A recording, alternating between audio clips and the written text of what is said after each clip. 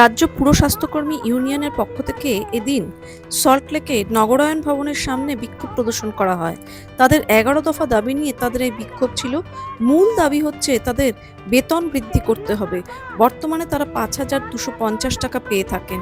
তাদের দাবি তাদেরকে প্রাথমিকভাবে মা ও শিশুদের নিয়ে কিছু কাজ করতে হবে এরকম আশ্বাস দিয়ে কাজে নেওয়া হয়, কিন্তু এরপরে টিবি রোগীর স্পুটাম অর্থাৎ থুতু ও কফ সংগ্রহ থেকে শুরু করে লেপ্টসি বা কুষ্ঠরোগীকে নিয়ে কাজ করা, এমনকি বর্তমানে ক্যান্সার রোগীকেও নিয়েও তাদের কাজ করতে হয় এবং কাজের কোনো সময়সীমা নেই। সেই অনুযায়ী তাদের বেতন একেবারেই নগণ্য এবং এটাকে বেতন হিসেবেও গণ্য করা যায় না। যদিও তাদেরকে রাজ্য সরকারের তরফ থেকে অনারারিয়াম বা সাম্মানিক হিসেবে দেওয়া হয়, তারা যেহেতু সরাসরি কর্মী নয় বা স্থায়ী কর্মী নয়, তাদের কিন্তু বেতন এখনো পর্যন্ত নেই। এই অনারারিয়াম বা সাম্মানিক পেয়েই তারা আসছেন। এই সামান্য সাম্মানিকে তাদের কোনো রকমে কোনো কাজ হয় না। পাশাপাশি কর্মরত অবস্থায় মৃত্যু হলে তাদেরকে যে সমস্ত ভাতা পাওয়ার কথা সেগুলো তারা পান না। সেই সমস্ত দাবি নিয়েই কিন্তু আজকে তাদের বিক্ষোভ প্রদর্শন হয়। আমরা মূল যে দাবি জানিয়েছি সেটা হচ্ছে অবিলম্বে মাসিক ভাতা বৃদ্ধি করতে হবে। ৫,২৫০ টাকায় আজকের দিনের বাজারে চলে না।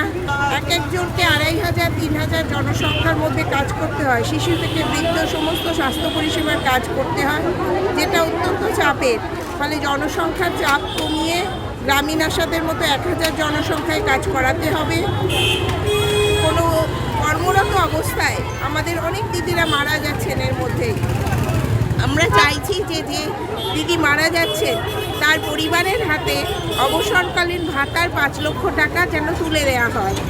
এই টাকাটা দিতে হবে এবং যে দিদিদের ৬০-এর উপর বয়স হয়ে যাচ্ছে কিন্তু শারীরিক কারণে অসুস্থ হয়ে পড়ছেন, কর্মক্ষমতা হারাচ্ছেন, সেই দিদিদেরকে অবসর গ্রহণের সুযোগ দিতে হবে।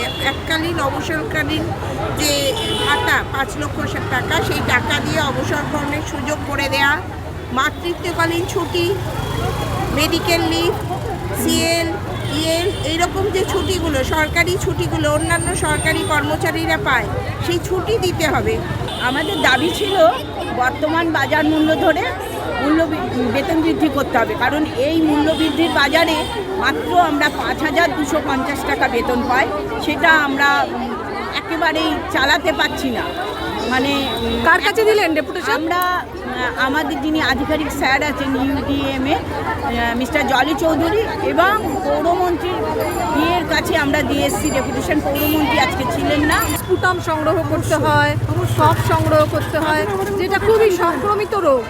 হ্যাঁ, সেটা আমাদের হয়ে গেলে পরে আমাদের পরিবারও হতে পারে, তার জন্য দায়বদ্ধ কেউ না, সেটা আমরাই। তাতে যদি আপনাদের মৃত্যুও হয়, কিছু মৃত্যুকালীন নেবে না তো, আমাদের দিয়ে কাজ করিয়ে যাবে। যা কাজ আছে সব কাজ আমাদের করিয়ে দিয়ে যাবে, করিয়ে নেবে তারা। কিন্তু তাদের দায়বদ্ধ যে আমাদের জন্য, যে আমার পরিবারের জন্য, সেই দায়বদ্ধতা তারা নয়। আমরা যেই কাজ করতে করতে যদি আমরা কোনো সময় মারাও যাই, তার জন্য দায়বদ্ধতা সরকার নেবে না। কারণ আমাদের এরকমই অনেক HSW দিদিরা কাজ করতে করতে কেউ স্ট্রোকে মারা যাচ্ছে, কেউ রাস্তায় কোনো এই কাজ করতে করতেই সে পারছে না, তার ব্রেন স্ট্রোক হয়ে মারা গেছে। তার যে বেনিফিটটা সরকার ঘোষণা করেছিল, সেই বেনিফিটটা সে পাচ্ছে না। কি বলেছিল সরকার? সরকার তখন বলেছিল যে পরিবার যদি কেউ মানে কোনো দিদি যদি মারা যান তার জন্য ২ লক্ষ টাকা দেওয়া হয়। সেটা কিন্তু এখনো পর্যন্ত সে দেওয়া হয়নি। প্লাস সে যে কাজ করতে করতে যে রিটায়ারমেন্ট যে একটা ৫ লাখ টাকা বেনিফিট, সেখান থেকে সরকার কিছু দিক তাকে। আমাদের উত্তর চব্বিশ পরগনা জেলায় প্রায় কাছাকাছি আপনার ৩.৫ থেকে ৪,০০০ HSW রয়েছেন, যারা আরবান সেক্টরে কাজ করে এবং রুরালে তো আশা দিদি আছেন। কিন্তু আমাদেরকে আরবান আশা বা আশা এই পরিচয় দিয়ে সমস্ত ধরনের কাজকর্ম করিয়ে নেওয়া হচ্ছে। মূলত আমরা যখন প্রথম কাজে ঢুকি আমাদের বলা হয়েছিল মা এবং শিশুর ওপর কাজ করতে হবে, 12:30 থেকে 4:30 আমাদের ডিউটি টাইম হবে, আর পোলিওর সময় পোলিওগুলো আমাদের বাড়ি বাড়ি গিয়ে বলে আসতে হবে এবং বাচ্চাদের ডেকে এনে পোলিও খাওয়াতে হবে। এইটুকু আমাদের কাজের পরিসীমা বেঁধে দেওয়া হয়েছিল। কিন্তু পরবর্তীকালে আমরা দেখছি প্রতি মাসে উত্তরোত্তর আমাদের কাজের চাপ বাড়ছে। আমাদেরকে দিয়ে জন্ম থেকে শুরু করে মৃত্যু অবধি যত ধরনের পরিষেবা দেওয়া সম্ভব, তার সঙ্গে দুয়ারে, স্কুলে এবং রাজ্য এবং কেন্দ্রের যাবতীয় যা প্রজেক্ট লঞ্চ হচ্ছে, সব প্রজেক্টের হেলথ পারপাস কাজ এবং হেলথের বাইরেও বিভিন্ন ধরনের কাজ করিয়ে নেওয়া হচ্ছে। পরে তারা নগরায়ণ দপ্তরে গিয়ে পুরমন্ত্রী অনুপস্থিতিতে দপ্তরের আধিকারিককে তাদের স্মারকলিপি দিয়ে আসেন। Bureau report, gateway to news, Kolkata.